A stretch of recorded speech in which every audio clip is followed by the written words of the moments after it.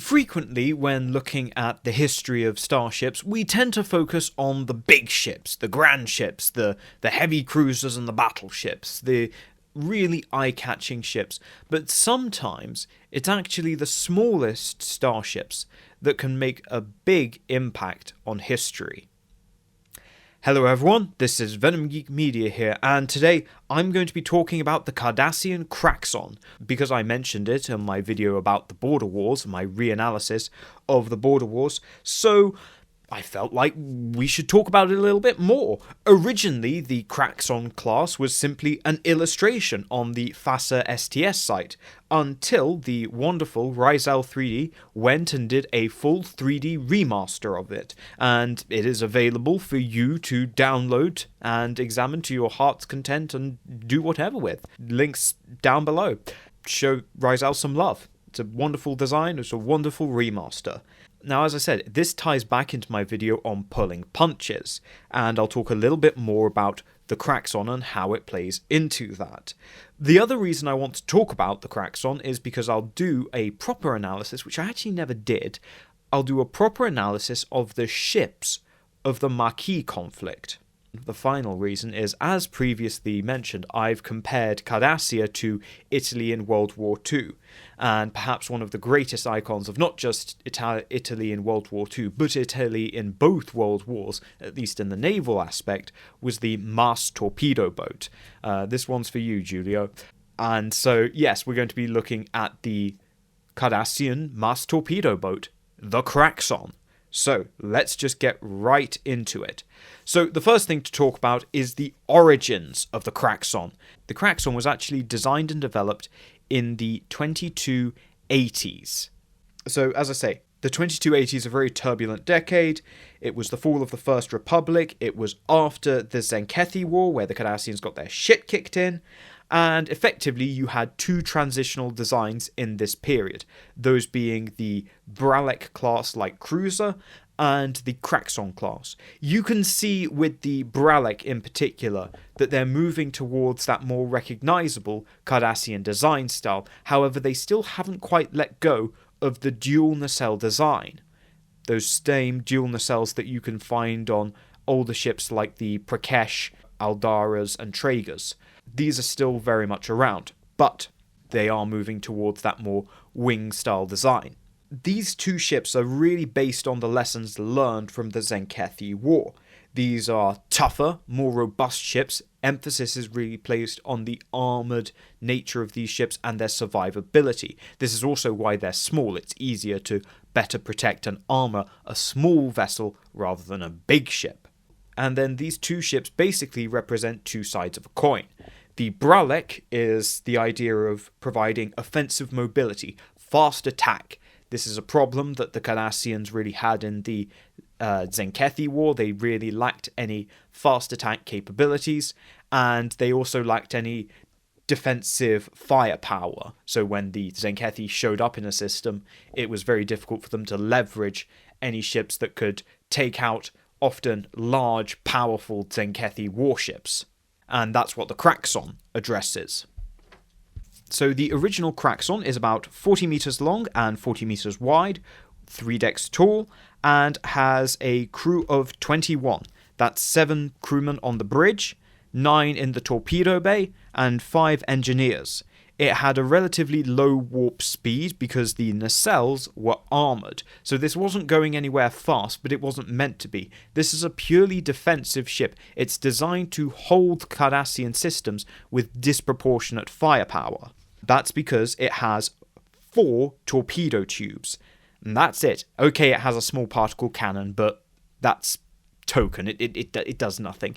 Its main strength is in these 4 torpedo tubes, and this allows it to obviously pose a significant threat against larger vessels, especially in squadrons. They can carry out hit-and-run torpedo attacks on large enemy cruisers.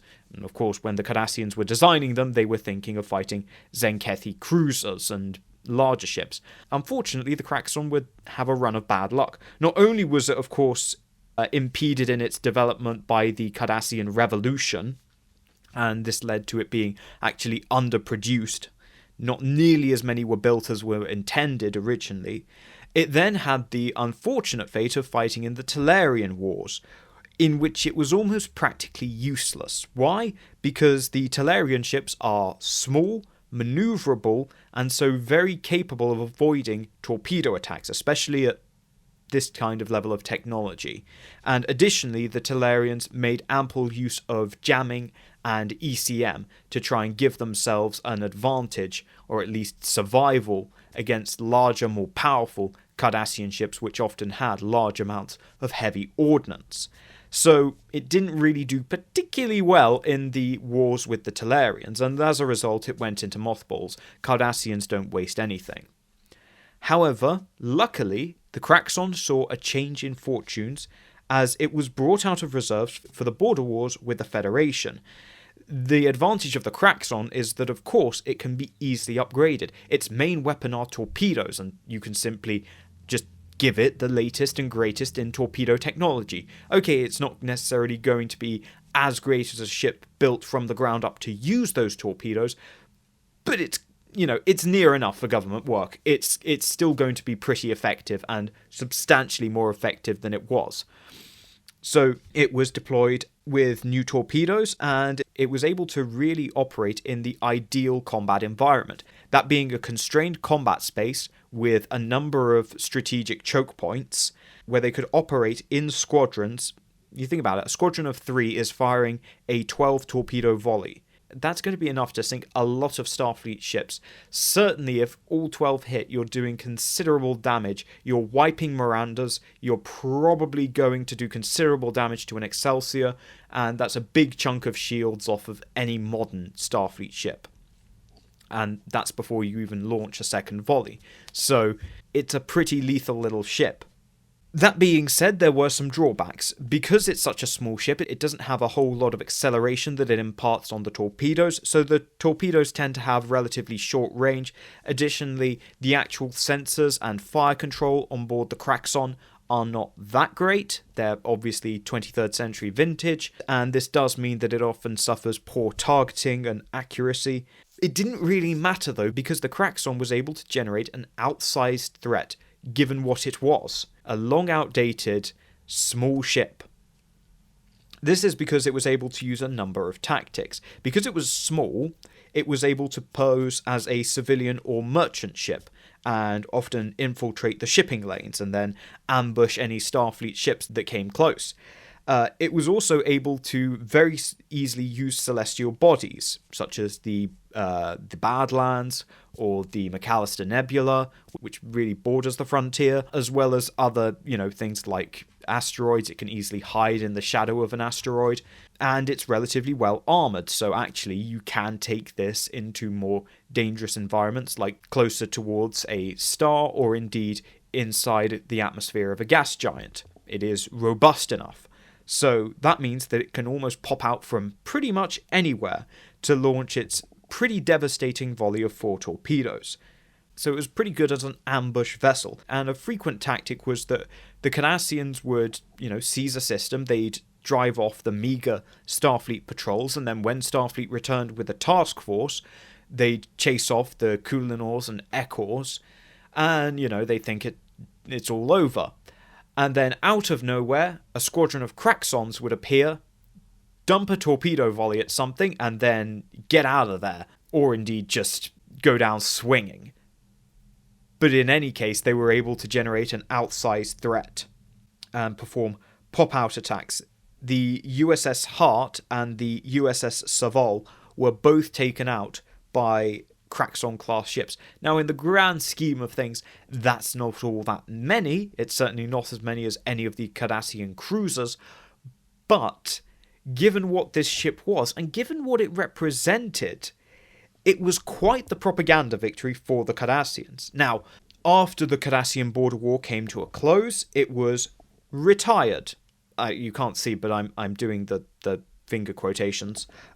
It was retired with the armistice and demilitarized and refitted into a civilian courier. New engines, new cooling systems that allowed for those new powerful engines, and actually made slightly bigger with 4 decks now.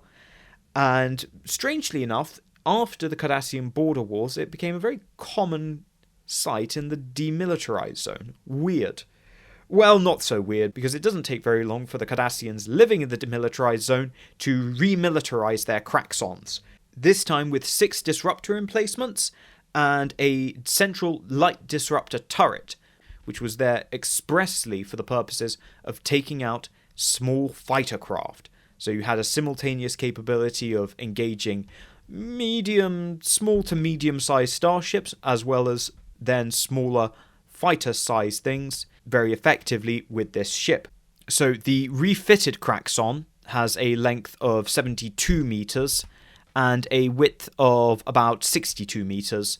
So it's larger slightly, but it wields a lot more firepower, and it is overall more agile and nimble, all those things that you'd expect. They also upgraded its sensor package with a nice navigational deflector, which also serves as a powerful sensor array. So this ship is not only more nimble than its original 23rd century form, but it's also much more capable of seeing targets. It dispenses with the torpedo armament because, well, frankly, it doesn't need it. It's fighting the Maquis, not Starfleet, so torpedoes are not really all that helpful in that instance. It was really intended, therefore, as light anti-shipping and also critically an anti-fighter gunship. And these were used extensively in the demilitarized zone by Cardassian militias. It was an effective counter to the Condor-class raider used by the Maquis. That's the big Maquis raider, which was quite the powerful little ship. Unfortunately for the Kraxon, most of them were pretty much burned up in the conflict with the Maquis, and certainly none of them saw any further service into the Dominion War. Some survived post-war, but they're not particularly powerful ships, but they're well respected, certainly in Cardassia. So, just to round things up on the story of the Kraxon. The Kraxon didn't get to fight in the war for which it was designed, but in the war for which it was needed. It succeeded in becoming a cultural symbol to the Cardassians, and I suppose in many ways you could say that the Kraxon is Cardassia's spirit animal.